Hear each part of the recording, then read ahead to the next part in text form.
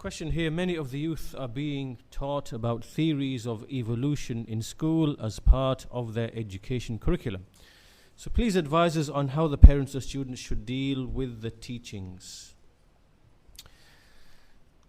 Allah Azza wa Jal, He mentions in the Quran, ما أشهدتهم خلق السماوات والأرض ولا خلق أنفسهم.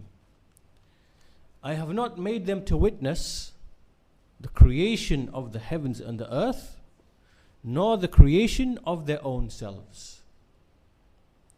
So the origin of the universe, as they say, but we say the heavens and the earth, because there are heavens and the earth. There is no universe, there's heavens and the earth. And the creation of man, this is something that has not been witnessed by man himself. And so therefore, even according to their own principles and definitions of what is science and what is the scientific method, it is impossible to have empirical knowledge about this. Because according to the scientific method, it has to be testable, has to be reproducible, has to be falsifiable. How are you going to, test the origin of the universe? You can't.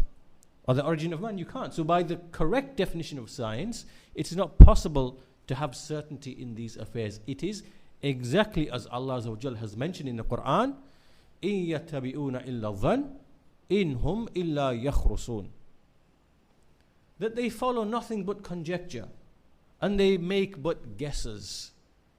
And this is the reality of what they are upon, except, and I mentioned in my talk about how Iblis, he beautifies things to nations, and how he performs sihr with the minds of the people. I mentioned different types of ways, the voodoo magic where they use powder, hallucinogens to confuse and befog your mind. You have actual magic, sihr, with the jinn, where they make you see what is not there, hear what is not there, smell what is not there, to have thoughts and feelings which either they prompt you with.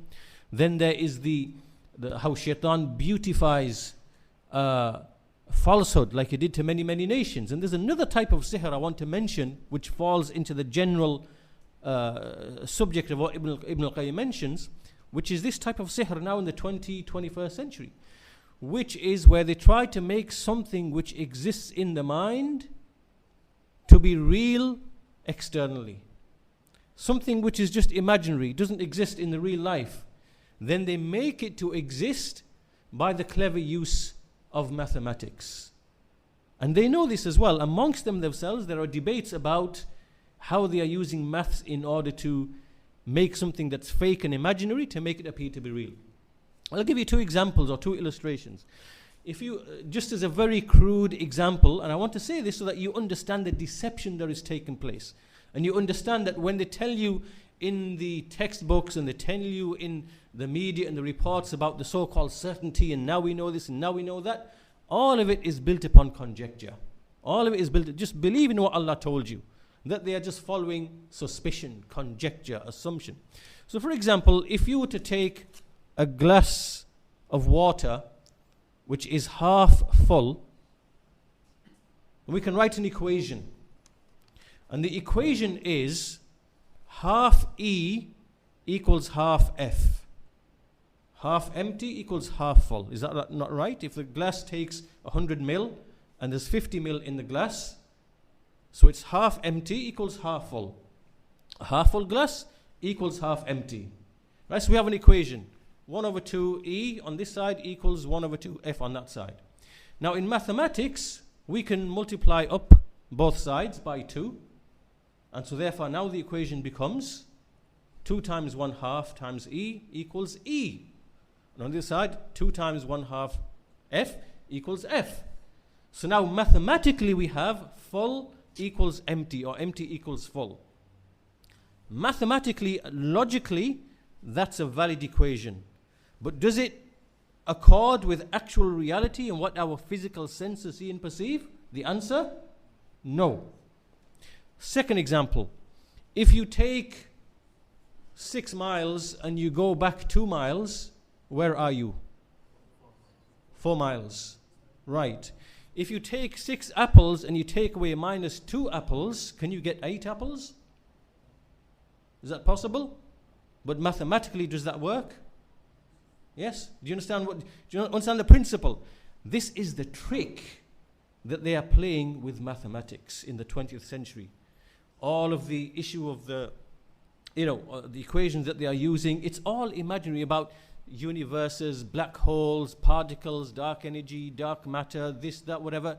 All of it is pure fabrication of their minds, right? The difference is, as I mentioned in my talk as well, that we believe in the unseen. The first quality of the believer, الَّذِينَ يُؤْمِنُونَ بِالْغَيْبِ. We believe in the unseen, and we are proud of that. Because anyone who believes that knowledge can only be of that which the physical senses can perceive is an idiot, is a liar. As Ibn Taymiyyah said, that how there's so many they deceived Jahan bin Safwan. So we believe in that which we cannot perceive. So we openly say this because we believe in the book from Allah Azza wa Jal. These people, they believe in the unseen, but they won't admit it.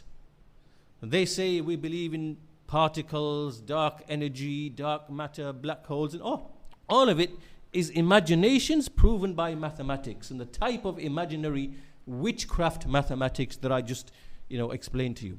So that's what we should know in general. As for evolution itself, that a parent, when the children reach a certain age, they should corroborate the rububiyyah of Allah Azza wa Jal within them. So when you're eating food, and you have some meat and you have some vegetables on the plate, you say to your child, my child, where did this come from? How did this get to your plate? So then you make them answer the questions, and you say, well, this meat is from a lamb, and this vegetable, this salad, this tomato, whatever, this was grown in soil. Where did that come from? Where did the soil come from? And how did the plant grow?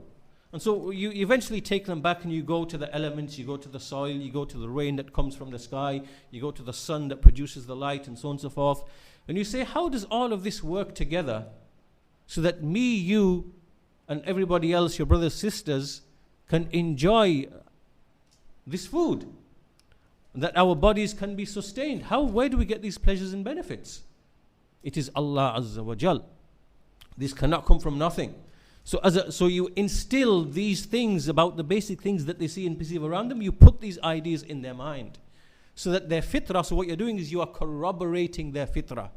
As Ibn Taymiyyah said, that there's an asal that Allah has put within mankind, and the prophets and messengers, they come for the takmeel of the fitrah.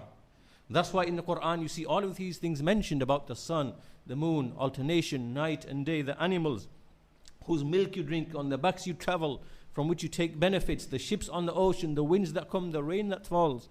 These are things that everyone sees. So make a conscious effort to speak about these things and make them recognize the signs of Allah Azza wa Jal around them. Now, as for evolution itself, these people know that evolution is false. They know it is false. They knew it was false by 1980. It is impossible. It cannot work. You can't have mutations affected by the environment and produce what we see produced of human beings, the diversity of life working. So they know, because they've mapped the genome, they understand genetics a lot more than they used to. They know that the Darwinian idea is false and impossible. They've come to a dead end, right? They were not going to tell you this. So what's happening right now is that groups of different evolutionists are coming together, and they're trying to patch a new theory to replace the old one, because the old one doesn't work. It's impossible. So what they're saying is, well, we have to move away from the genetics model because, we're too genetics focused, but that's because the genes model is not working. They know that it's impossible. So they're trying to string all of this together. That's where we are right now.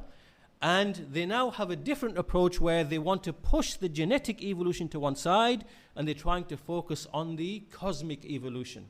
So they want to convince you that we will go to Mars, we will go to Jupiter, we will go to this, all to support this idea of cosmic evolution, because genetic evolution, they know, the people at the top know, this is impossible. It will never ever work, it's impossible. So in a nutshell, ya ikhwan, we believe in Allah Azza wa Jal. His speech is the truest speech. Once we know what he said, we're not prone to these shubuhat. We don't need to go into all the details, and it's not necessary. We believe in the truth from our Lord, and we believe what he said. So we take these steps to strengthen this fitrah in our children. We make them understand the rububiyyah of Allah Azza wa Jal, and as for the evolution itself, and someone who understands and has the knowledge, then maybe he can delve into it. But as for the general people, sufficient for us is what Allah has mentioned, and is sufficient for us to know is that they are just merely operating upon conjecture, and it is not science, it is a religion. It is a religion disguised as science. And they have different definitions of science, but inshallah ta'ala, that should be sufficient for this purpose. Allah knows best.